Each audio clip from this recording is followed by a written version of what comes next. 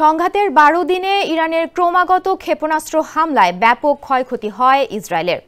গুঁড়িয়ে দেওয়া হয় সামরিক ও বেসামরিক বহু স্থাপনা।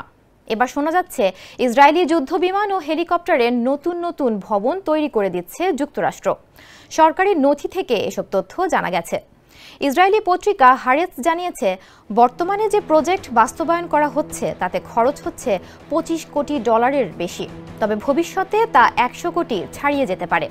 এই কার্যক্রম আরও আগেই শুরুর কথা ছিল, কিন্তু ইরান ইসরায়েল সংঘাতের কারণে তা পিছিয়ে যায়। পুরো কর্মযজ্ঞের দায়িত্বে রয়েছে মার্কিন সেনাবাহিনীর ইঞ্জিনিয়ারিং কোর। তারা ঠিকাদারদের মাধ্যমে ইসরায়েলি সামরিক ঘাঁটিতে গোলাবারুদের গুদাম এবং যুদ্ধবিমান ও হেলিকপ্টার রিফুয়েলিংয়ের ফ্যাসিলিটি সহ অন্যান্য অবকাঠামো নির্মাণ করছে।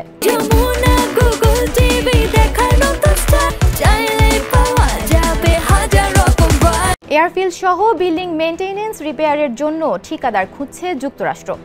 ভবিষ্যতে ইসরায়েলকে যে বোয়িং KC-46 ট্যাঙ্কার দেবে যুক্তরাষ্ট্র, তার জন্য হ্যাঙ্গার, মেইনটেনেন্স ও স্টোরেজ রুম তৈরির খরচ ধরা হয়েছে $10 কোটি বেশি। CH-53 কে হেলিকপ্টার রাখার আরেক প্রজেক্টের ব্যয় ধরা হয়েছে $25 কোটি।